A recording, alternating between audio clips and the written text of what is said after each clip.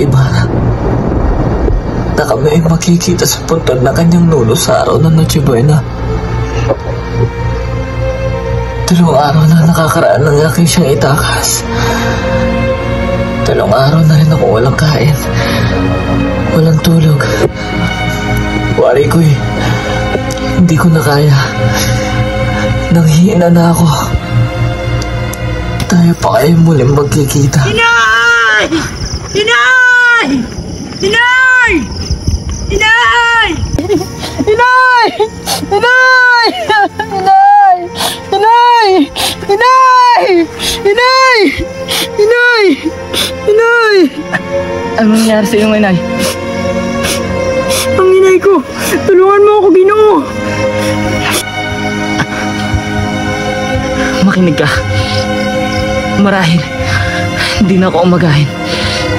Kumuha ka ng mga kahoy at silaban mo kami ng iyong ina.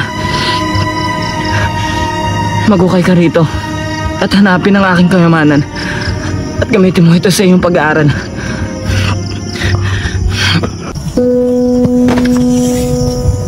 Mamamatay akong hindi man lang namasdan ang maningning na bukal ni Wayway sa aking inang bayan. Kayong makakakita, batiin ninyo siya, tuwag kaligtaan ang mga naglugmok sa dilim ng gabi.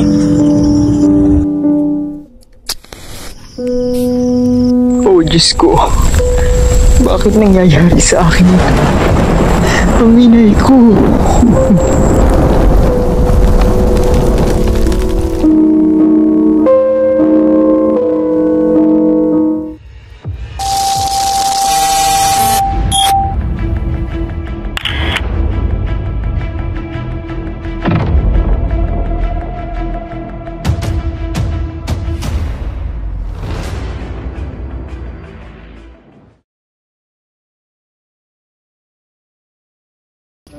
Vamos! Rapido! Habulin ang dalawang yun!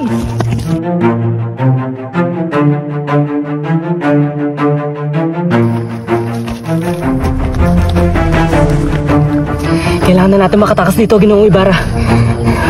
May naisip akong paraan. Magpalit tayo ng damit. At bakit naman? Para mapagkamalan nila ako si Crisostomo Ibarra. Baka naman ikaw ang mapahamak. Wala na tayo ibang paraan. Naubusan na tayo ng oras.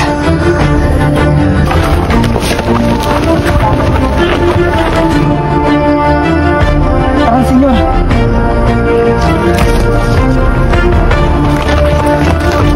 Ayun, si Senyor Ibarra!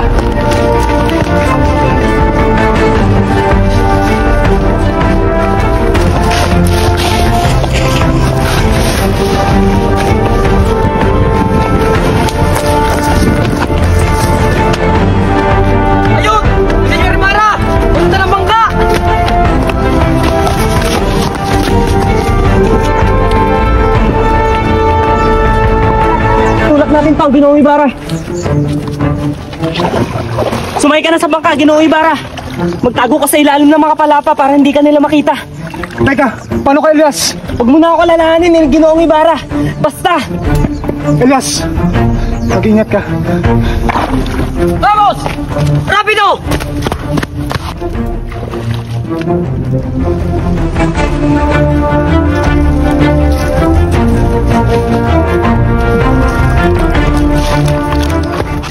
Fuego!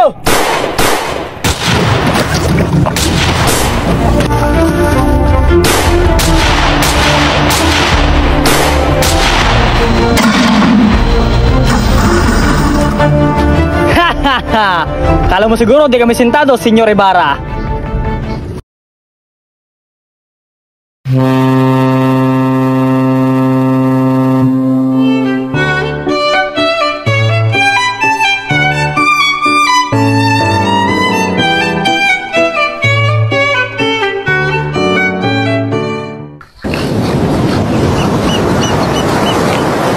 Doña Victorina.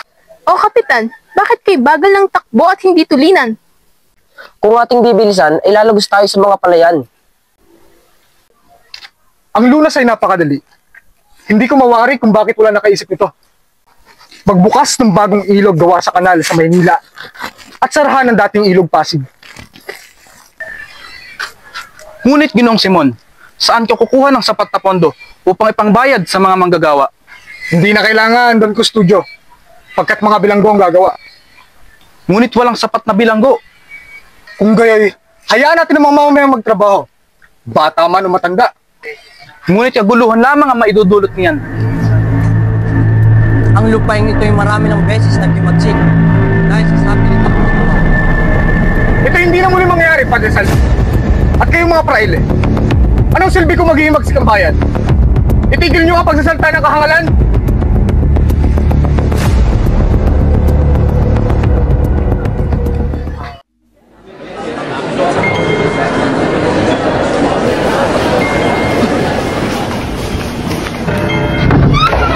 Basilio! Kapitan! Kamusta nga pala ang binubuo yung Akademya sa Wikang Kastila? Mabuti naman po, Kapitan. Nakahanda na po mga guro at ang mga para ng gagamitin. Ngunit hindi matutuloy yan kasi di ba tutuloy si Padre Sibayla? Ngunit, nirgalo na namin ang dalawang kabayang kastanyo ang General at nangako siyang tutulungan na kami. At saan naman kayo kukuha ng pondo? Magambag ang bawat isa sa amin at ang mga gamitan ay ibibigay ng mayaman na si Makarain. Mabuti naman kung gano'n. Sana'y maging matugumpay ng inyong mga plano. Bueno, paano? Mauna na muna ako sa itaas at may kailangan pa akong mga gawain. Sige po, Kapitan!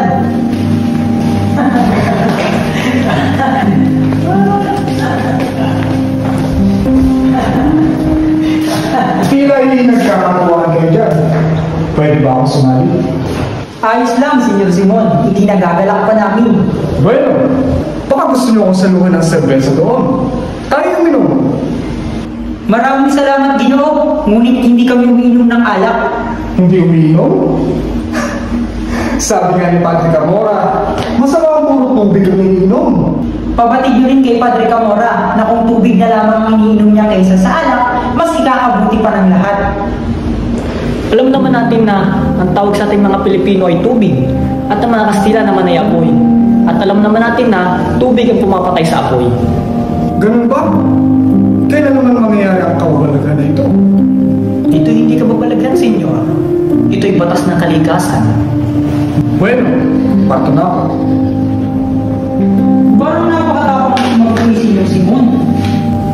Halos kinakatakutan ko. Parang pamilyar sa akin ang tawang iyon. Siya ang kayumangging kardinal. Matalik na kaibigan ng Kapitan General. Ganun ba?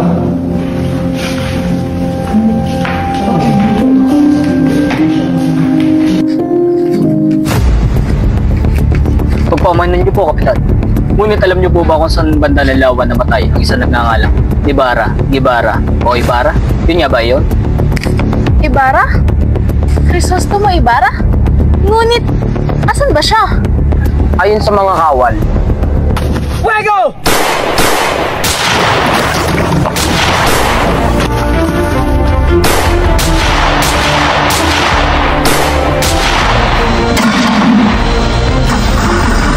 at 13 taon na ang nakakaraan nang mangyari yun. Kung gayon, Kapitan, ang kanyang bangkay ay nakasama sa libingan ng kanyang ama. Ha ha ha! Hindi ba't parehas lang silang erehe at kulubustero? Yun ba ay tinatawag na murang paglilibing? Di ba, Padre Camora? Sadyang hindi magkaroon ng maayos na libingan yan, mga erehe at pilibustero. Matagal na rin ang huli kong pagpunta. Ngunit, naaalala ko pa rin ang mga pangyayari. Sariwa pa ang lahat sa aking isip. Parang kailan lang ang sakit ng sinapit ko. Bino, maaari ko ba kayong tulungan?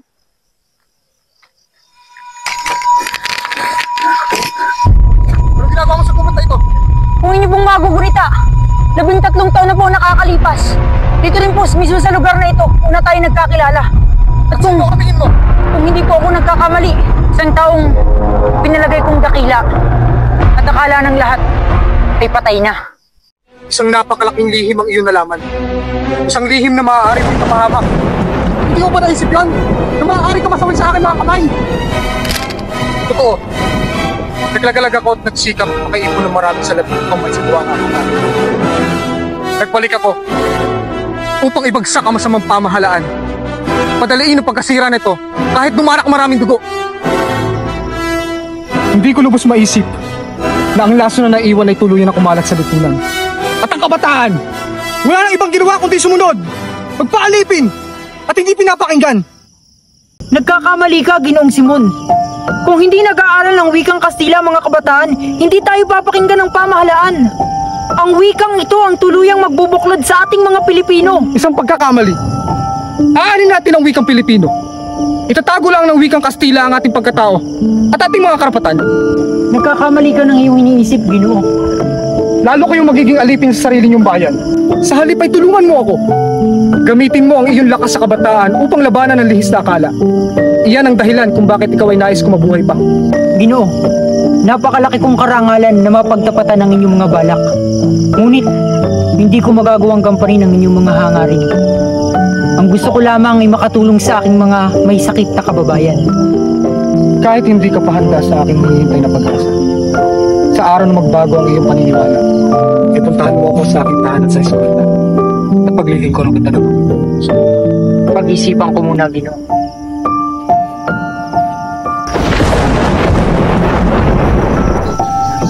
Mamamatay ang mahihina, matitira ang malalakas. Konting tiis na lang, malapit na akong magtagumpay.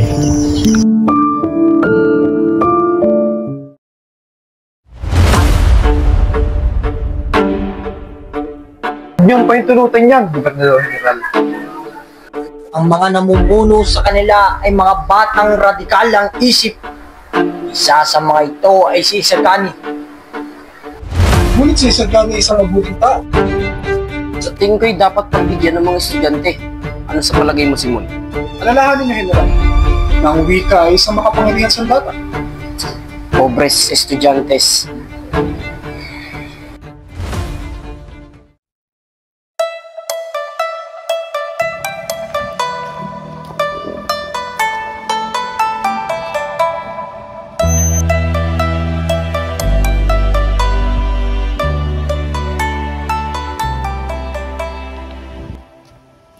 Okay, Roga. Kamusta? Senyor Simon, mahirap. Mahirap aking negosyo.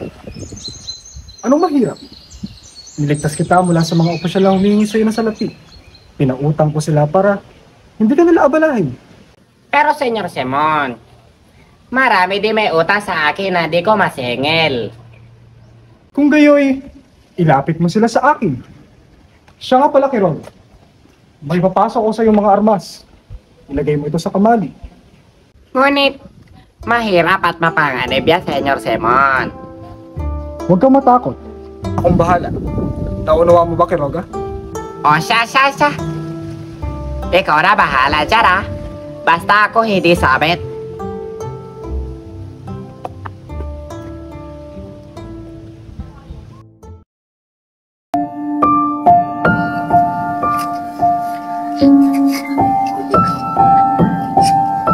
Anong sadya mo't naririto kayo sa ganit?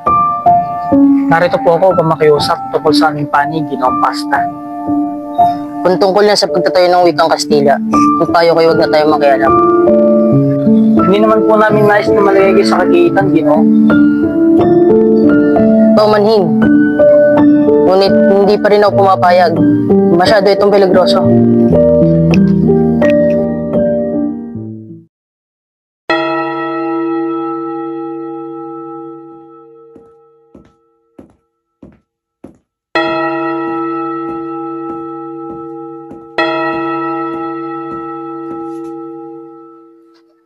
Sadyang wala na talagang bodo ang mga kabataan ngayon. Paumanhin, Ginoo. Hindi ba't kayo ang dahilan kung bakit nabigo ang plano naming magtatag ng Akademya ng Wikang Kastila? Ako nga. Kaya dapat nyo akong pasalamatan. Anong pasalamatan? Balak nyo bang dagdagan ng 40 wika sa ating bansa? Lalo lang tayong hindi magkakaintindihan niyan. Ngunit, Ginoo, sa pamamagitan ng Wikang Kastila, mas lalo tayong mapapalapit sa pamahalaan at mas lalo tayong magkakaintindihan. Dahil sa ginawa mong ito, mauudlot ang pag-unlad ng Pilipinas ng 100 taon. Isang kamalian. Anong balak niyong gawin? Patayin ang inyong katauhan? Ipaubaya ang inyong mga utak sa ibang pag-iisip? Lalo na kayong magiging pilay at pipi. Anong ibig mong sabihin, Ginoo? Ang wika ay salamin ng kaluluwa. Kapag inalis yan, ay wala ng katarungan at ang bansa ay maaaring mamatay. Kung ganyan ang inyong pag-iisip, ay habang buhay na kayong nakagapos sa kapangyarihan ng Espanya na walang kalayaan. Iyan ang iyong paniniwala. Ngunit sa pamamagitan lamang ng pagsisawalang buhay, hindi nyo kami mapipigilan. Bubuhayin namin ang aming mga bala. Nasa panig namin na batas. Kami ang nasa matuloy.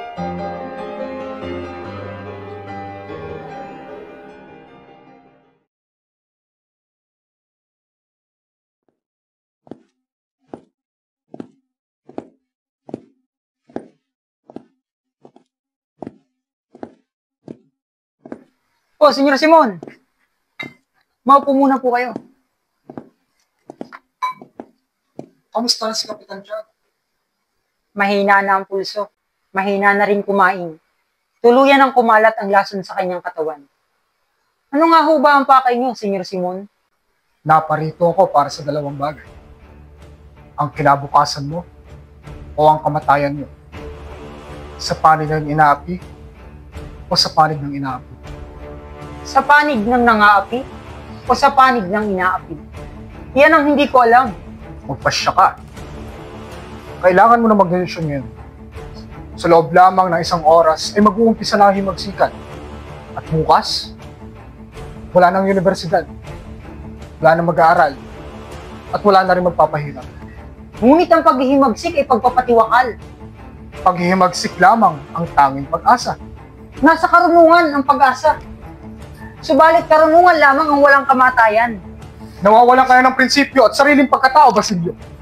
Nakikita kong hindi ka isang Pilipino, kundi busabos ng Espanya. Iyan ay walang katotohanan. Sige, alang-alang sa pangalan ng iyong ina at kapatid na binaboy ng Espanya. Pamunuan mo ang akbo, lusubin mo ang Santa Clara, at kunin mo ang isang taong ikaw lang ang nakakakilala bukod kay Kapitan Tiago. Si Maria Clara. Uli na kayo, Senyor Simon. Pagkat si Maria Clara ay patay na. Patay? Paano nangyari ito? Huminahon ka, Senyor! Ngunit wala na nga siya! Hindi! Ililigtas ko si Maria Clara! Ililigtas ko siya! Wala na kayong magagawa, Senyor! Patay na si Maria Clara! Paano nangyari ito? Hindi. Senyor! Hindi. Huminahon kayo, Senyor! Paano nangyari ito? Maupo muna kayo, Senyor!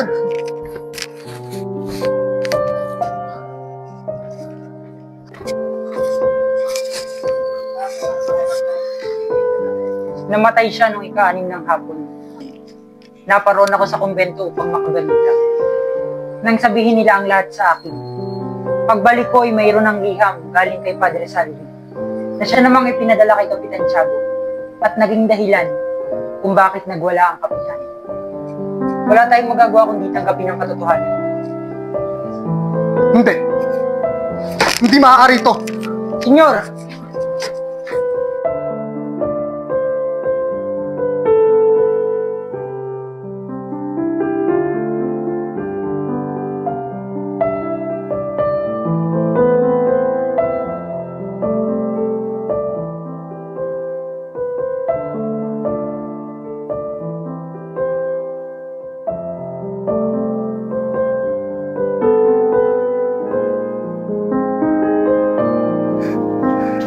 Namatay siya nang hindi man lamang alam na ako'y nagbalik. Namatay siya nang hindi man lamang alam na ako'y nabuhay.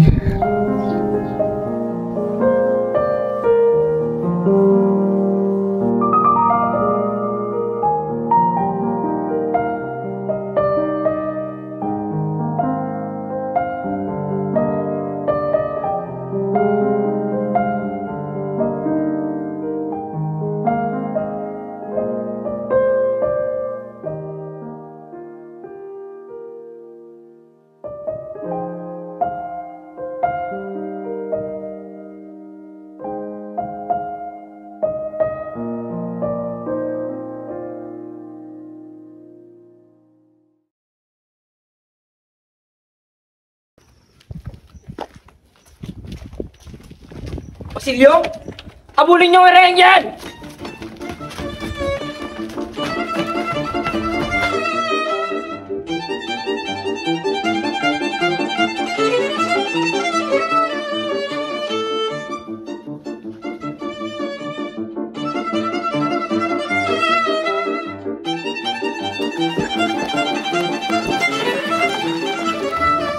Hindi ko dapat pinagod na pa kami!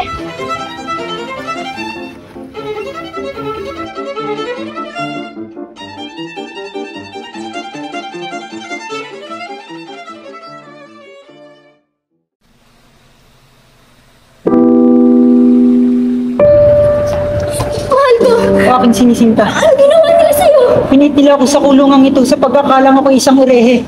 Kung gano'n, pupunta ako kay Padre Salvi. Hihingi ako ng tulong para palayain ka ng Alferez. Ngunit kung ang magiging kapalit naman ng iyong kaligtasan, huwag ka na lamang tumuloy. Mas pipiliin ko na lamang mabulok sa bilangguang ito kaysa ikaw ay mapahamak. Babalik ako, mahal ko. Pangako ko sa akin magkikita tayo ulit. Pangako. Mahal na mahal kita. Mahal na mahal din kita, Basilio.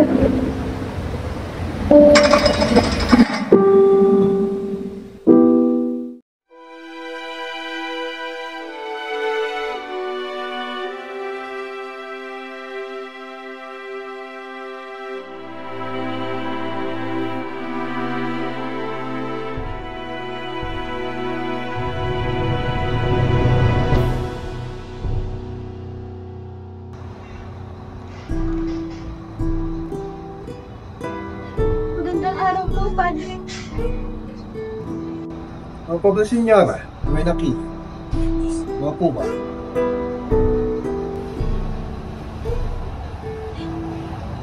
Pasensya na po, Padre. Ngunit kailangan ko po ng inyong agarang tulong, Padre. Kes, Iha. Ano ang aking may tutulong? Nakakulong po ang aking nobyo, Padre.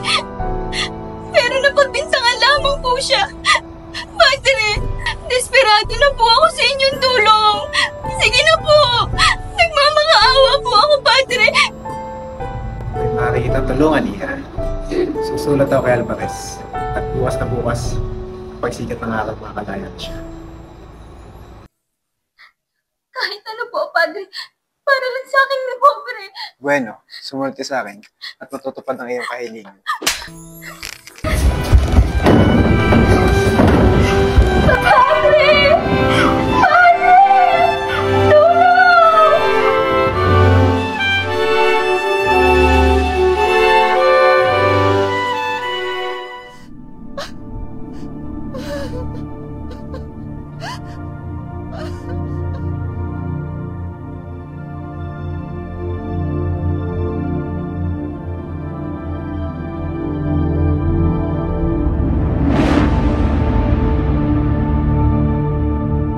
Oh, Diyos ko.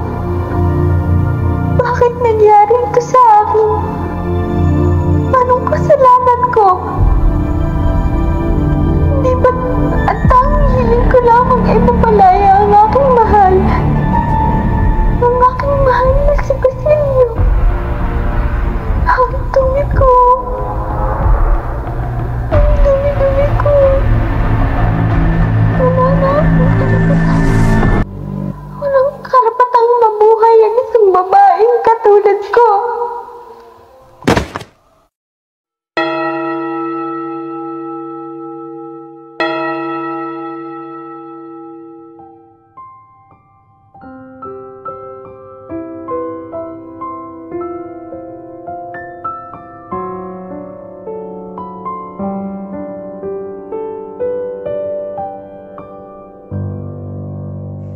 Pasensya ka na, Isagani.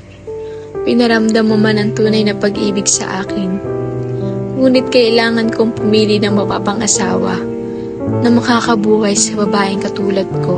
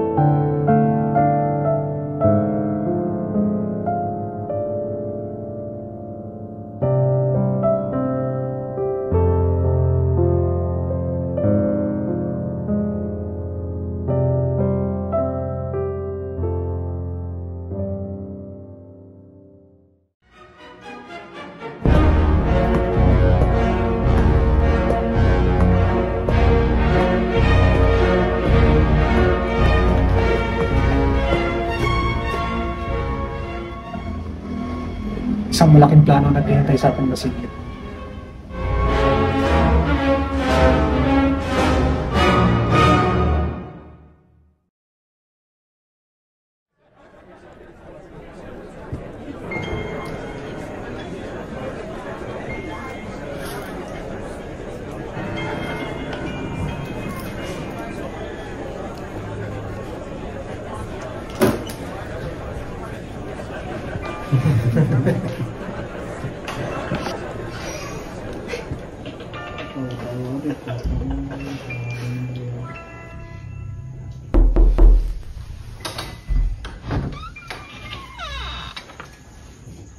Magandang gabi, Doña Victorina. Magandang gabi, Senyor Simeon. Nais ko sana ipabatid ang aking pagbati para sa bagong kasal. Sana'y sapat na ang aking munting handog.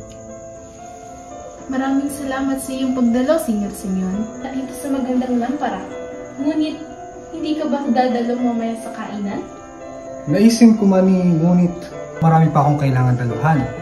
Bueno, tuloy na ako. Tapos na ang pagtataya.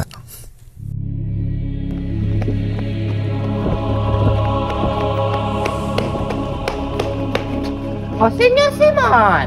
Bakit ikaw nagmamadali? Huwag kayong kailangan.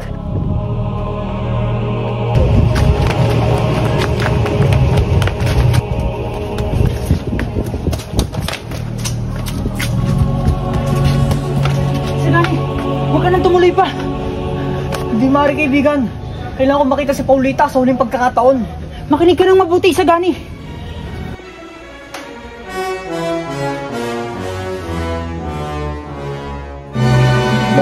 Ten Sparks, 1 Crisostomo Ibarra, 1 Crisostomo Ibarra. Es imposible. Ang pulimisterong yan ay patay na. Isang ilaw. Punto. Banakaw!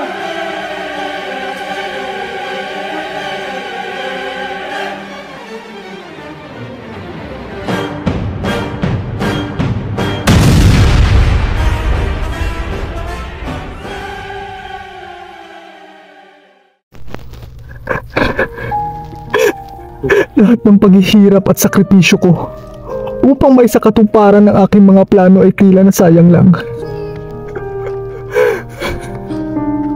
Nasayang lang at nabaliwala dahil sa isang kapalpakan. Mahal ko, Maria Clara. Patawad. Patawad sapagkat huli na. Huli na nung ako'y nagbalik.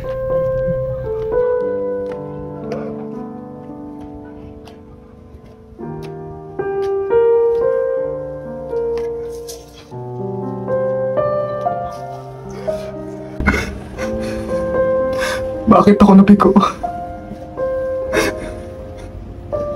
Bakit ako pinaparusahan ng ganito?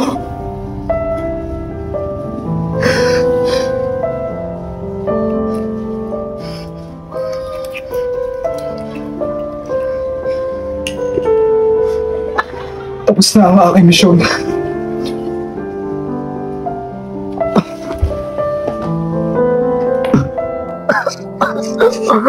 Senyor Simon! Diyos ko! Sandali ito kitatawag ng doktor! Huwag na kayong mag-alala, Padre. Nangyari na ang nangyari. Gumagabi na.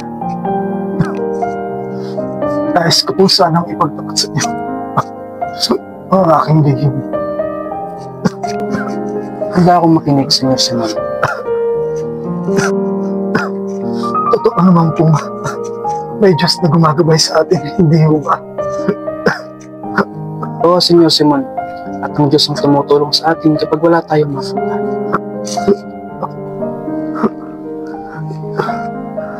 Tulungan niyo po ako, Padre. Ayoko pong mamatay ng may dalang kasamaan. Nais ko po sanang umumpisal sa inyo.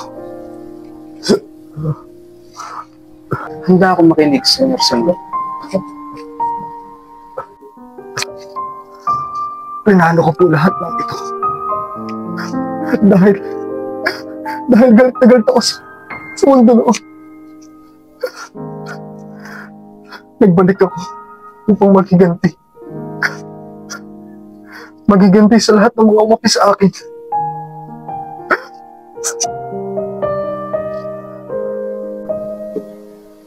Diyos ko, patawarin ka ng Panginoon.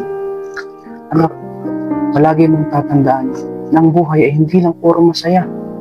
Minsan, kailangan din natin makaranas ng sakit upang tayo matuto. Tandaan mo na walang magandang maidudulot na maganda ang paghihiganti. Yun ay magdudulot lamang ng panibagong kasamaan. Hindi ko lang maintindihan, Tatay. Bakit akong pinaparasahan?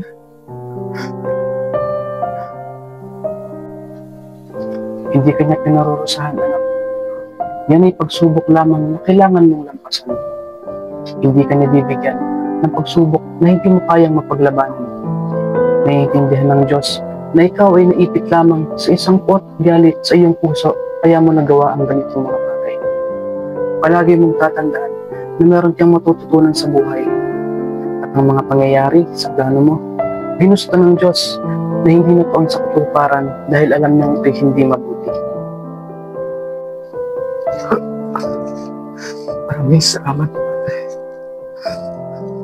Ngayon, mamamatay na akong payapa.